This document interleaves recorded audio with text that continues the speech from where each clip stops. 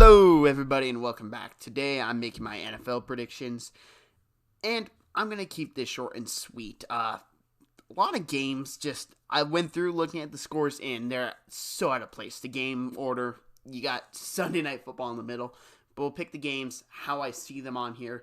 Just know, it's not in order of times played. It's a mess. The only thing that looks in order is Monday Night Football, and they still have the late night game, later of the doubleheader, before the Chiefs-Bills game, which is on at 3. So, Mountain Daylight Time, 5 Eastern Standard Time. But let's still start it off with Bears-Panthers, and I'm taking the Panthers in this one. Teddy Bridgewater and the Panthers, there's just something about them this year.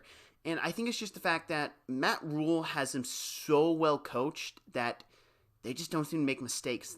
This is just a team that is well coached and will do the little things right. And in football games, the little things will win you games. I take the Panthers to win. I'll say by a touchdown. I have confidence in that one. Bengals at the Colts. Now, listen, this is going to be ugly. Joe Burrow is not going to have any time in the pocket. He will be running for his life. This Colts pass rush is good. Ironically, their rush defense not as good as their pass rush, and that's something the Bengals should exploit. They should use Joe Mixon a lot in their game plan this week. Will they? I don't know. This just seems like a game that Burrow's going to have to get the snot beat out of him. I think the Colts win by 3 possessions. Lions at Jaguars, and again, I've been picking against the Jaguars each week because they are regressing. This team is getting worse while other teams are getting better. I think the Lions are a team that, if they win, they are 2-3. They've had close losses to a couple of teams. They had a drop touchdown pass week 1. In their last game against the Saints, they nearly came back. Now, the Saints did hold on. They did get the first down, but that was a one-possession game. The Lions forced a stop and give the ball back to Matt Stafford. They have a shot. I think the Lions win, and I still think their playoff hopes are alive. Falcons at Vikings. Two teams that really have not been doing good.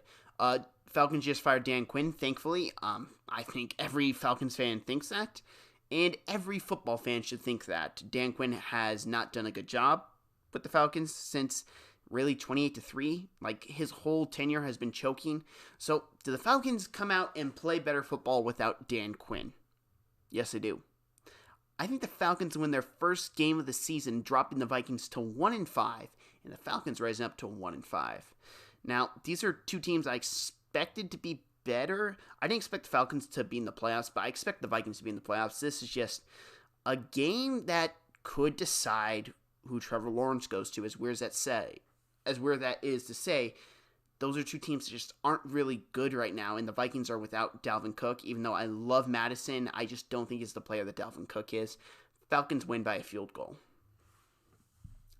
Washington at the Giants, and this is a game I've gone back and forth on. Washington, they got Kyle Allen, they got Alex Smith. I don't know who's starting there out of those two. Their defensive line is good. They're going to be getting all up in Daniel Jones' face. I mean, you could be 2-0 in the division. Eagles could lose. Cowboys could lose. And they're right back to being in first place. As weird as that says, a 2-4 team can be in first place. But I just don't think they win. I think the Giants win. I think they get their first win for Joe Judge. Daniel Jones, he looked good against Dallas. And I know Dallas hasn't been the best team, to say the least. They have been kind of bad this year. Dak Prescott, who bailed them out of a lot of games, is not there anymore. We'll truly see how bad they are. Giants were unable to score points until last week. Do they continue the streak? I don't think this is a high-scoring game. I think this is 20-17, maybe 17-10. I think this is low-scoring. I'll say one-possession win for the Giants.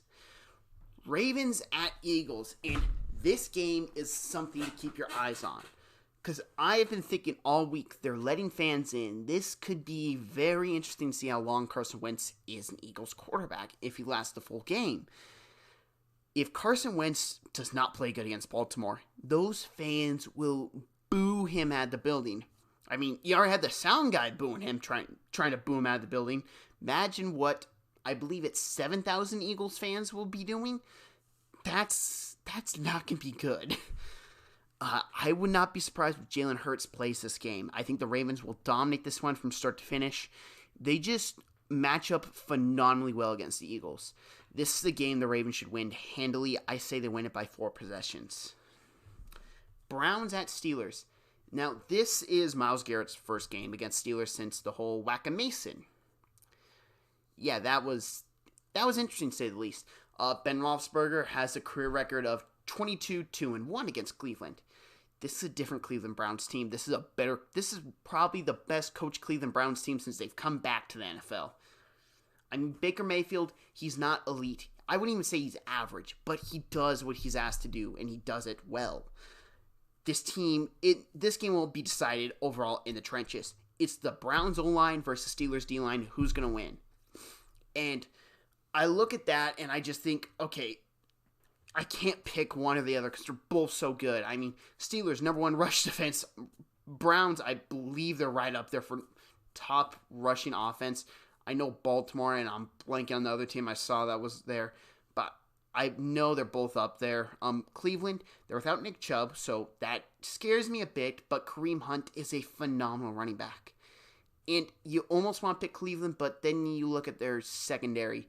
Their safeties are injured. And with what we've seen from Pittsburgh's offense, Chase Claypool, Juju Smith-Schuster, James Washington, those 3 will put up yards against this Browns secondary, and I just think you have to take the Steelers. And I do think this is a 1-possession game. This game will be close from start to finish. I think the Steelers pull it out by, I'd say, a field goal. Texans at Titans. Well, Titans came back. They stomped the Bills. This COVID Titans team came and stomped the Bills, and it was not pretty. It was pretty bad. And logic would dictate you look at who the Titans have beaten, it's just like, wow, I think they're going to win this game. It's just not me. I think this Texans team looked phenomenal last week. This is a different Texans team. They seemed free. They just seemed better last week would probably be the best terminology. They just were a better team without Bill O'Brien. I think he lost his way in that locker room. I think Romeo Crennel just got them fired up. I say this, Texans upset the Titans by a touchdown. Packers at Bucks. Now, this is another game that I've been like, who's gonna win? Got Aaron Rodgers, Tom Brady. Aaron Jones versus whoever the Bucks have at running back, and you get that battle of Aaron Jones. O-line. I give the edge to the Packers. Receiving core, Bucks. Tight end, Bucks. And then you go to the defense. Pass rush, Buccaneers. I mean, they have a scary good pass rush. But then I look at their interior defensive line, and I remember there's no Vita Vea. And there's a Kenny Clark. So I take that and I give that to the Packers. And the last position I look at is secondary. The Bucks have no one in their secondary as good as Jair Alexander. The Bucks have no one as good in their secondary as Amos. I think the Packers win this game. And it's not because I don't like this Bucks team. I think this Tampa Bay Buccaneers team is good. They lost to the Bears. I mean, I don't really look bad on Thursday night losses, especially for the road team. You have so few days to prepare, and then you have to travel. I usually pick the home team in those games. It just, I don't trust the road teams to win those games, and I think it showed. The Bucks just weren't as good as I think they are. I think this game's close, but I do think the Packers win just because I think they have more pieces. And a big reason why I don't think the Bucks win is because they don't have Vita Vea. Vita Vea has been great for them. Without him, you're going to have an issue stopping Aaron Jones. So I think the Packers win. And I'll say this, it's by a touchdown. Rams at 49ers, this Sunday night football game. As I said, the scheduling thing is messed up to say the least. But I don't think this game's close. I don't. 49ers got blown out by the Dolphins. Do I think the Rams are a better team than the Dolphins? Yes, I do. So I think the Rams will blow out the 49ers. Broncos at Patriots. This is back-to-back weeks I'm making this prediction. Back-to-back weeks I'm looking at this game, and I like Denver last week. I liked them a lot. And now I like New England because now I know Stephon Gilmore will be playing. I know Cam Newton will be playing. Those two guys playing, I'll take the Patriots. Even though the Broncos do have Drew Lock back, he will be playing for the Broncos. That is key. If Drew Lock can go into New England, and no matter what you say, yeah, it's a different environment. There aren't fans there. You go into New England and beat a Bill Belichick team, you beat Bill Belichick no matter where you are, that's impressive. So I think the Patriots win this, but it's going to be closer than a lot of people think. Patriots will pull away at the end, but throughout the game, I think it'll be close. Patriots win by 10 points. Jets at Dolphins, and just fire Adam Gase. Just fire Adam Gase. For Sam Darnold's sake, for New York Jets fans' sake, just fire Adam Gase. It isn't this hard. Well, it is hard, but it shouldn't be this hard to realize he ain't a good coach. Overall, the Dolphins would be doing the Jets a big favor here if they blew them out badly. And here's my thought process why this game could be Adam Gase's last game as Jets head coach. You have whoever's run the Jets ownership group, which I know Woody Johnson, I believe, gave it to his brother so he can be an ambassador or something like that. I think he will look at this game and just see this Dolphins team got rid of Adam Gase. We got Adam Gase. They are leaps and bounds ahead of us, coaching-wise. We need to let go of Adam Gase. I think Dolphins blow them out, and I say this will be Adam Gase's last head coaching job in the NFL for a while. He may get another job down the road because teams like to recycle him. I just don't see it happening for at least a good 5 years. I think it's the last time we see Adam Gase being the head coach of a team for a good while in the NFL. Never know with college football. And I'll be picking Chiefs-Bills first just because Cardinals-Cowboys is the Monday night header. And Chiefs-Bills, asked me a week ago, I maybe would take the Bills, even though I love Pat Mahomes. And after Sunday, I was like, wow, this Bills team could give Pat Mahomes a lot of issues. I mean, I think they're 10 times better than the Raiders. And then I saw them against the Titans, and they were undisciplined. They were not sticking to their man, and you're having issues against that against Ryan Tannehill. You have no shot against Patrick Mahomes. I think Chiefs win. I don't think it's big. I think this game is closer than a lot of people think. I think after watching the Bills, everyone's like, okay, Chiefs should blow them out. No, this Bills team is still good. Josh Allen's been playing phenomenal, and they have enough good pieces on their defense. Also, they didn't have Tre'Davious White. That's a big loss for them as a team. I think this game comes down to 10 points. I think Chiefs win by 10. And I do think they score late in the game to make sure it's deeper, whether that's a field goal or a touchdown.